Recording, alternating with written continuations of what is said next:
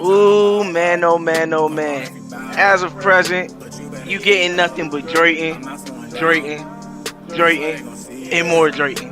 And this is officially off the rim. The rim. Ain't no way around it. Ain't no way around it. Cause I'm tryna ball out. Come on if you bout it. But you better keep up. I'm not slowing down, down. I swear they gon' see us. Ain't no way around it. And we are back live. First and foremost, I want to give a congratulations to all the teams in SimWorld Prep. Even if your team did not make it to the last dance, your seasons are not forgotten, and all your hard work does not go unnoticed. Just because you are not a tournament team or you're not competing doesn't mean that you didn't have a good season. Everything is about building upon uh, what you desire, what you aspire to. Some coaches only want to get their guys recognized. Some coaches understood that this was developmental year, this, that, and the third. But with that said, let's get to these games.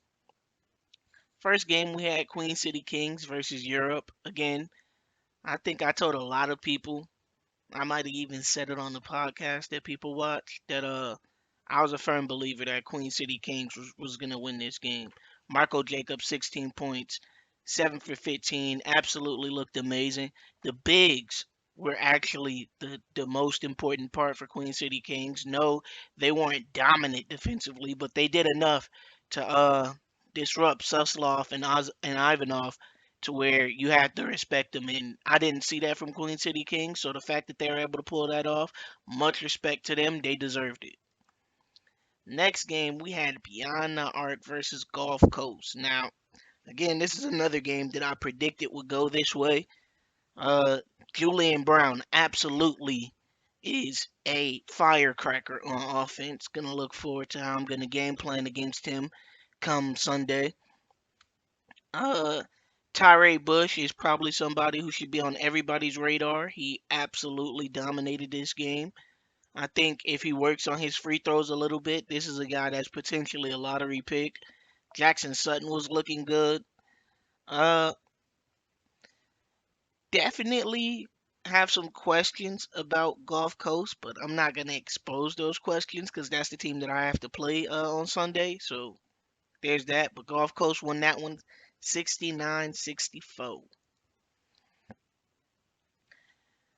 I mean, what is this? 3-0 now? The OGs versus Lakeshore Drive. LeJorin Tompkins the third. Shout out him, Big Orange.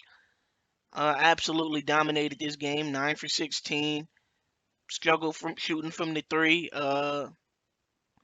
When you think about this OGs team, I definitely thought that this game would be a blowout. I didn't think that this would be a game that came down to the last possession, and we seen the OGs go from up to up and down, and Millie G definitely cemented himself as an elite scorer. Nash Shiftworthy, witness work. A lot of these guys in this game, I think, if there was low stock on them, they definitely up their stock enough to where they have to be people that are considered. And shout out Caleb Bowden for committing to the University of Syracuse. You know, Big Orange. This game I did get wrong. I definitely thought the Scorchers were more than capable of beating them. I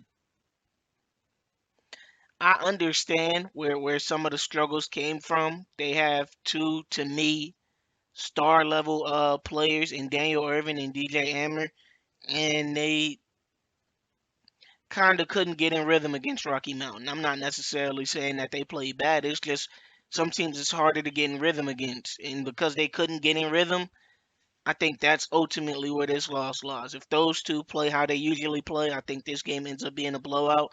But Rocky Mountain did everything right. Dink Pate was fed. Xavier man is a grown man and he played like it. 20 points, 10 rebounds, 9 for 12 from the field. Can't ask for a better game from your big man. Gotham 5 versus Indy Stripes. There's only two people in my mind who should get Coach of the Year. It's either Coach Porter or Coach Drees. And in my opinion, it goes to Coach Drees. Obviously, best record in the league. Literally loads and loads and loads of proof cementing himself as one of the greatest prep coaches of all time. But If somebody was to have a case, it'd be Coach Porter. I mean, this Gotham team absolutely is elite.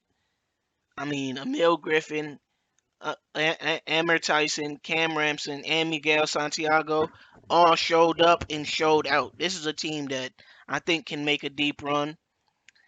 Some questionable lineup decisions in placement for guys on Indy. I felt like they had the team to where this game could have been way more competitive and even could have won. They have a lot of guys that I'm not gonna say they didn't properly use, but sometimes coaches have their own ideas on how to do things and how to function. So you can't knock anybody for their ideas and their schemes. Then we had Southeast Select versus the AT Aliens. I mean, outside of Joey Justins and Frey Maxwell going absolutely ballistic, I don't think anybody thought this game would go any other way. I mean, Breck Backer, elite. KJ Hills played amazing. Uh, Dexter Jackson is cemented himself as a Southeast Select great with this game. Again, there's really not much to say. This game kind of went how most people should have thought it should have went. So I'm kind of lost on if anybody thought otherwise. Uh, Latin America is a rebuilding team, so I'm not gonna bash them for this game. I understand how hard it is when you're a world team competing against teams in the states that literally eat, breathe, and sleep basketball versus your people have to deal with politics and all different types of stuff. And basketball is probably not one of your country's main sports. So Latin America to me gets a pass. They were 4-6 on the season up until this game. I wasn't expecting anything crazy. This is probably one of the more obvious games they should that happened. Trey Bird, Shane Jackson, Jay Midoriya all lit it up from deep. Bay Area went 16 for 30 from deep. They won 97-66. Now this next game, I did predict going the other way. I did think that Africa was capable of beating Lone Star, and up until overtime, most people would have said, "Hey, he put his money where his mouth was." Questionable 3-point call at the end of the game that really could have went either way, but not necessarily mad. You got to know when to hold them, got to know when to fold them. Ultimately, Lone Star comes away with it. Africa played absolutely amazing. This team was 3-6 before this game.